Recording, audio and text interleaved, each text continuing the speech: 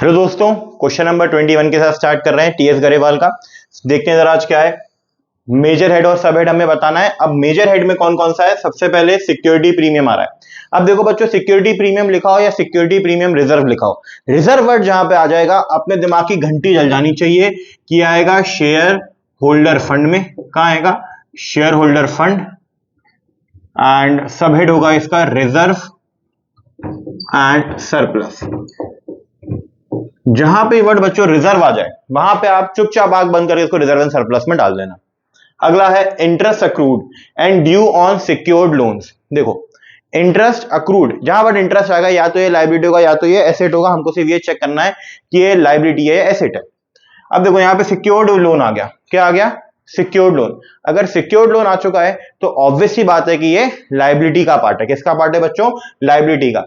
अब सर ये करंट है या नॉन करंट है? अरे बच्चों इंटरेस्ट है तो इंटरेस्ट ज्यादातर हमेशा करंट ही रहेगा।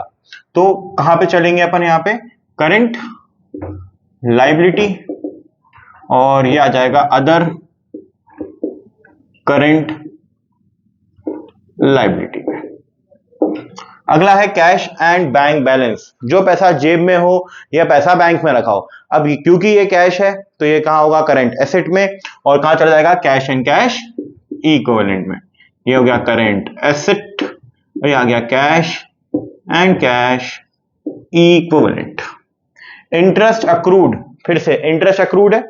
इंटरेस्ट अक्रूड है मतलब या तो करंट लायबिलिटी या करंट एसेट होगा। अब हमारे सामने यहां पे बट नॉट ड्यू किस पे है ये नहीं बताया, ये बताया नहीं। अब क्या करें? तो कुछ नहीं करेंगे, इसको अपन मान लेंगे कि ये लायबिलिटी का ही पार्ट है, करंट लायबिलिटी या अदर करंट लायबिलिटी। एंड आप चाहें तो एक छोटा सा नोट भी लिख सकते हैं कि हमने इसे करंट लायबिलिटी का पार्ट कंसिडर किया है। अगला बिल्डिंग, ये तो आई गेस सभी को आता होगा, नॉन करंट एसेट। और ये चला जाएगा हमारा प्रॉपर्टी प्लांट एंड इक्विपमेंट में। अगला क्या है बच्चों? Mining rights. अब देखिए जहां भी वर्ड राइट आ जाए, जहां भी कौन सा वर्ड यूज है? Right. Copy right, mining right, जहां भी राइट वर्ड यूज हो जाए अगेन ये किसका पार्ट हो जाएगा? नॉन करंट एसेट में। और क्योंकि ये राइट वर्ड यूज हुआ तो ये इंटेंजिबल एसेट ही होगा। कौन सा होगा बच्चों? Intangible. Property plant and equipment. आप चाहें तो यहां ब्रैकेट में टेंजिबल और इंटेंजिबल लिख सकते हैं। अब मेरे हिसाब से सन्ड्री डेटर्स तो आप लोग को याद ही होगा कि ये ट्रेड रिसीवेबल का पार्ट होता है। और उसके नीचे सन्ड्री क्रेडिटर लिखा है। ट्रेड रिसीवेबल कौन है? हमें जिनसे पैसे लेने हैं। और ट्रेड पेबल कौन है? पेबल, पे वर्ड यूज हो रहा है, हमें पे करना पड़ेगा। तो दोनों को जरा देख लेते हैं। एक हो गया डेटर, एक हो गया क्रेडिटर। तो डेटर है तो एसेट है तो करंट एसेट, और ये हो जाएगा आपका करंट लायबिलिटी।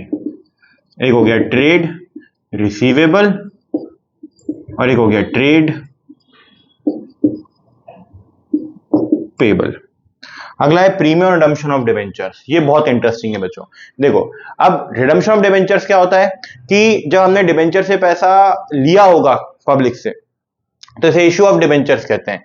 अब हम क्या कर रहे हैं? उनके पैसे वापस कर दे रहे हैं, प्रिंसिपल अमाउंट, और उनसे डिबेंचर्स ले रहे हैं। क्या ले रहे हैं उनसे?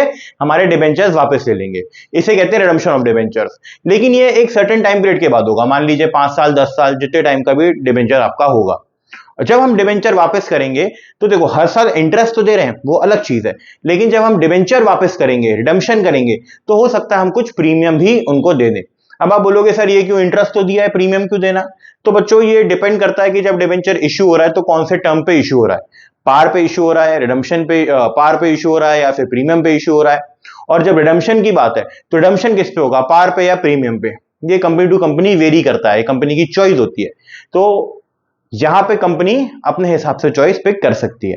मान लेते हैं यहां पे कंपनी ने प्रीमियम रिडम्पशन किया है, तो क्योंकि ये प्रीमियम हमें पे करना पड़ेगा तो ये हमारी लायबिलिटी है। लेकिन आज नहीं करना, कुछ टाइम बाद करना है। तो क्योंकि कुछ टाइम बाद करना है, 5 साल 10 साल, जहां भी लॉन्ग पीरियड आएगा तो जाएगा हमारा नॉन करंट लायबिलिटी, क्योंकि कुछ टाइम बाद करना है। और ये क्या है? प्रीमियम है और कुछ टाइम बाद करना है, कोई बोरिंग तो है नहीं, तो इसलिए जाएगा अदर नॉन करंट लायबिलिटी। किस में जाएगा? अदर नॉन करंट लायबिलिटी में। ठीक है। लास्ट है provision for tax. Word provision है तो दो ही जगह प्रोविजन आता है हमारे पास, या तो लॉन्ग टर्म या तो शॉर्ट टर्म। क्योंकि टैक्स है, टैक्स हर साल भरते हैं, तो एक इसमें आएगा शॉर्ट टर्म में। तो ये हो जाएगा करंट लाइबिलिटी हो जाएगा अदर, शॉर्ट टर्म प्रोविजन में।